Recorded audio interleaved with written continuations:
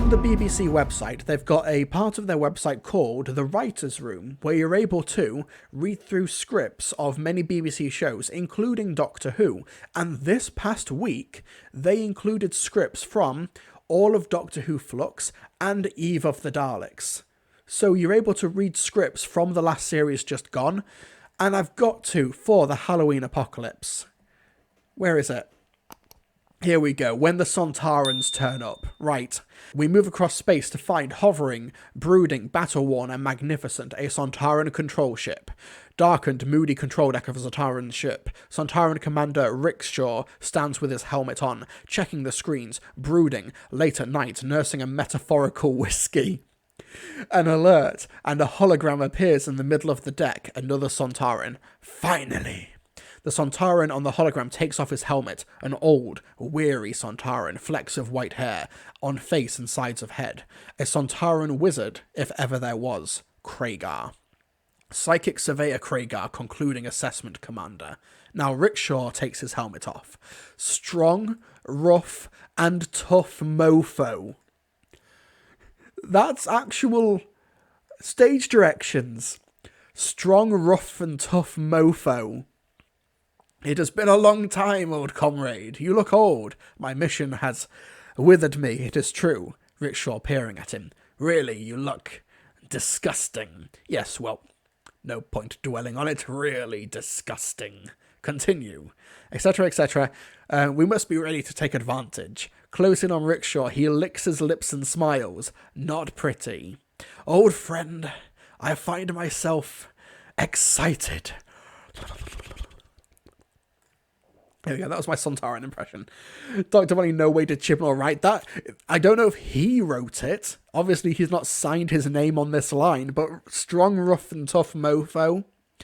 Nursing a metaphorical whiskey. Oh, I've got to read more of these Flux scripts. Wow. Anyway, yeah, you could, Spike, that was hot. No, it wasn't. No, it wasn't. Fury, where's the link? bbc.co.uk/writers room. Just Google Doctor Who writers room scripts and it's here. So yeah, Eve of the Daleks is here as well. War of the Sontarans. Does anyone have like a moment that you want me to read out, or like, is there a moment from Doctor Who Flux? This will be the last thing we do, and then I'm going to go to bed. Chris Chadnell, H.I. Wrigley, yes. Go to the part with Claire. Which part with Claire, Goomboyd? Sorry, which part? Be specific, and I will go through it. Chaser 7 Horse from War of the Sontarans. Yeah, let's go for it. I am not Nick. Oh, yeah, we need to check that out. Okay, so Mary C. Cole, they're not fighting Russians, and the figures march out of the mist, a troop of a dozen in precise military formation of helmeted Sontarans. They're fighting Sontarans, on the Doctor's horrified face, as then, coming through the centre, on a horse, parentheses, exclamation point, clothes, parentheses, is their Commander Skark. He stops the horse and removes his helmet. So yeah, on horrified Doctor, what does this mean? As the cliffhanger scream crashes in and we cut to the opening titles.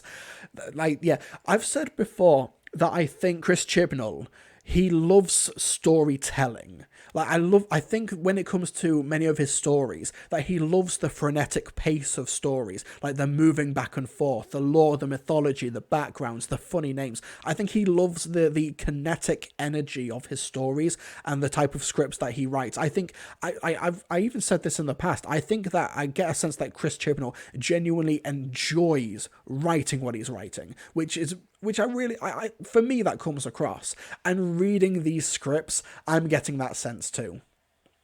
Right, Mike Zagresko says, I am not Nick. Okay, we're going to go for that. Music, I am not Nick. Is that the... Do we have the Sega Nakanola track list? Not Nick. Okay, here we go. Here we go. She looks up. There's a Dalek in the lift. I am not Nick. And there's something in the Dalek's tone, in its certainty, that changes her tone, her feeling of what's about to happen, like an animal sensing it's about to be executed. We close in on her, and all the bluff toughness has gone, and she's scared for her life, bewildered, confused, small. That's cool. Like, we've gone through these scripts before, like from Can You Hear Me? And there's like nothing in those stage directions. But here, there's flourish to these. I love it. Correct. Close in on it. Magnificent. Daleks learn. Exterminate. Close in on the Doctor. Not like this. In capitals, the Dalek fires. Deadly laser machine gun fire. Multiple bolts. Head for the Doctor, Yaz and Dan. The bolts hit the Doctor, Yaz and Dan. Their skeletons are exposed by the Dalek bolts hitting them. As they do, the screen blacks out and we finally cut to the titles. Finally cut to the title, 14 pages into the script. He knows what he's doing. Love it. Love it, love it, love it. H.R. Wrigley, Chib, please do a Target novelization of The Power of Three. I'd love that. Okay, Goombot says the word defiant in Halloween. Let's go for that. The Doctor's defiant voice. Listen to me, Carvanista. Somewhere else. Oh! I was not expecting that. Right, we're going to go through this. We're gonna do a dramatic reading. This is all prose. Okay, but yeah, thank you, Goomboid, for pointing that out. We're reading this. Okay, right. Okay, do not blink. She backs up against the front door. Now she has to get her keys in the door without turning round. She reaches her hand over her left shoulder, key in hand, trying to locate the lock. Desperate. Please go in. But she can't look. She doesn't dare. She has to keep eye contact with the angel. Close up, the key not quite hitting the lock. Multiple unsighted attempts. Claire's hand tries and tries again. The key hitting the lock, not going in. Intercut Claire staring at the angel. The key so nearly in the lock. Intercut the angel staring back at Claire at the end of the pathway. That key will not go in. And Claire can't help it. Does it almost without noticing. Macro close up of her eyes looking sideways. She glances to the lock, glances back. The angel is now halfway up the path. Claire jumps, terrified, and she drops the key. For those who are listening, like just audio, I'm going to shout whenever this uses capital letters. It drops from her hand. The key hits the ground. It sits close by Claire's feet, on Claire breathing heavily, keeping her focus on the angel in front of her on the pathway, in case it gets closer, tight on her eyes, not blinking. Her back against the door, Claire slides slowly down, her arm outstretched, feeling around for the key on the ground, while she keeps eye contact with the still angel. Claire's hand feeling around blindly for the key. On Claire, agitated, her face expressing her fear as she feels around for the key, and her hand lands on it. Claire, delighted, can't help but smile triumphantly, fearfully, eyes still on the angel. She slides up the door again to upright, and holds her hand up with the key in it, and her eyes can't help but glance to it. Eyes flick back, the weeping angel is now right in front of her! Profile shot, Claire back against the front door on the left of the frame, the weeping angel on the right of the frame. They are almost nose to nose. She barely has any room to move. Claire so still, breathing so heavily, trying to stay so calm. She reaches across her shoulder once more with the key, her hand trembling, and after 2 stabs it goes into the lock, triumphant close-up. Oh, and Claire's face as she stares down the angel, her eyes red from not blinking, so relieved and happy she could cry. She turns the key, slowly, keeping eye contact with the angel.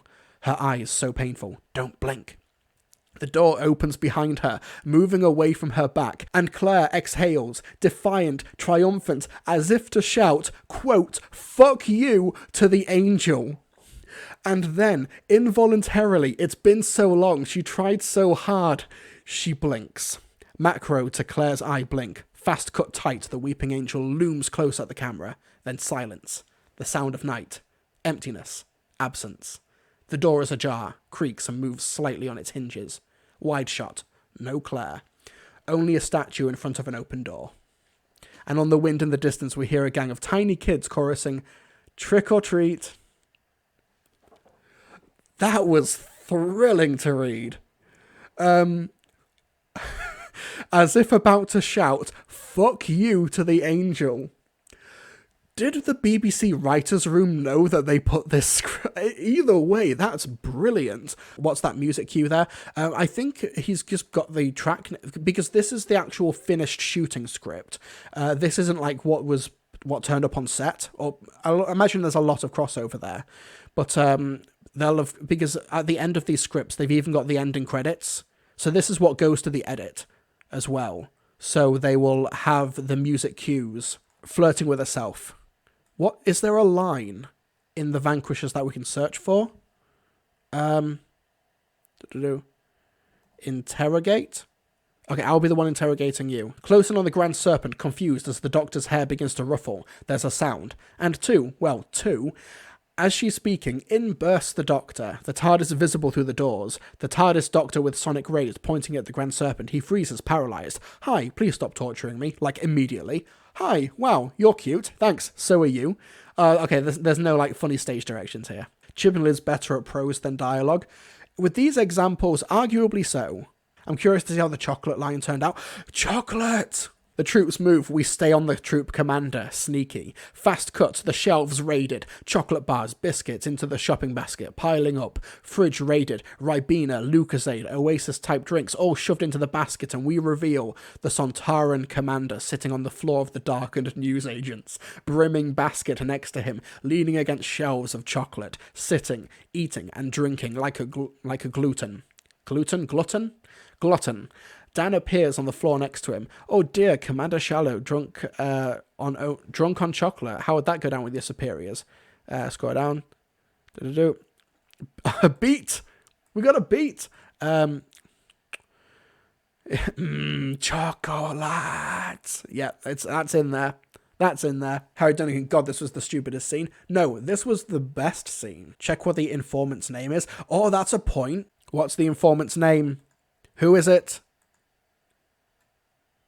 Stevie!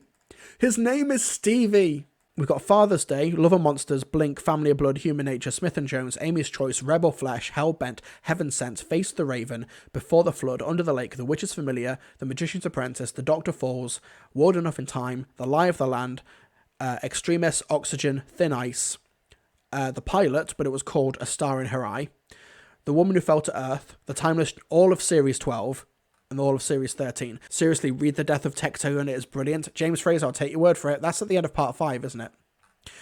Actually, while I remember, because the Doctor gets out of the Survivors of the Flux cliffhanger by just running away. How does she do it in this? Okay, the final particles of Orsoc settle on the Doctor's coat. She looks up speechless at Swarm and Azure, ominous and iconic, and staring at them. Ood with me, and she runs out the door. Okay, it really is just run away. Okay. Read The Death of Tecteun. Right, that's towards the end. You released me, now I release you. Swarm reaches out to touch Orsoc. The Doctor realises too late what's about to happen. Orsoc? Have I forgotten something? Who's Orsoc? Okay, Orsoc Tecteun. Okay, where'd Orsoc come from? I don't even remember that. Aswok? Orsoc? Okay, so for some reason they're credited as Orsoc in the script, not Tecteun. Swarm reaches out to touch Orsoc. The Doctor realises too late what's about to happen. No, don't you touch her. And Orsoc knows too, and she looks at the Doctor and says what she would never say, never admit, until a final moment like this. As Swarm touches Orsoc and slowly she disintegrates to ash. And as she does, 50 frames per second, she takes one last look at the Doctor. What is that in her eyes? Regret? Apology? Sadness? Whatever it is, she doesn't get to speak it. The Doctor's adopted mother disintegrates before her eyes. And Azure is at the fob watch cabinet, closing on the horrified Doctor, as Swarm turns to the Doctor. Now, Doctor, you. Closing on a horrified Doctor. End of episode. Blimey. This does not get into the episode proper. I need to read these scripts properly, because I'm wanting to do like a big Flux retrospective thing, like a multi-chapter in-depth review of the serialized story. I need to read these scripts properly. For some, they're trying to keep Tecteun's identity secret until the big reveal, but they said adopted.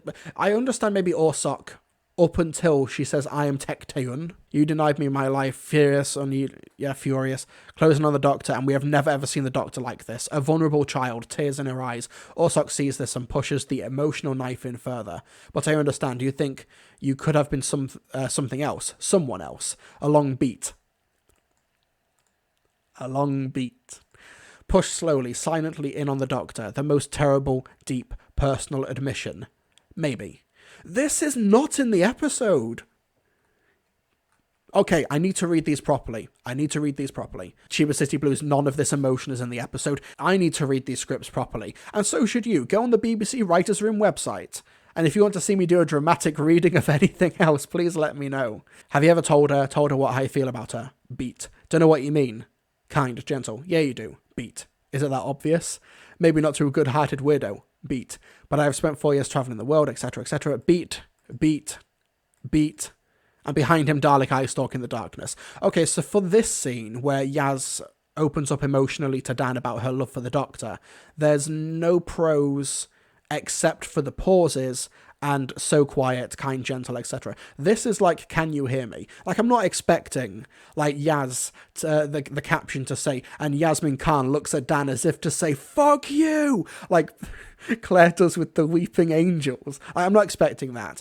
But, yeah, it seems like Chibnall either wants to give us a lot of prose and flourish or give us the bare minimum. There's very little middle ground, but these scripts look like they'd be very fun to read. Joey Underwood, to be fair, wasn't Eve of the Daleks written in 2 weeks, but one of the we've gone over this before on a previous stream, but Midnight was written in like a bank holiday weekend.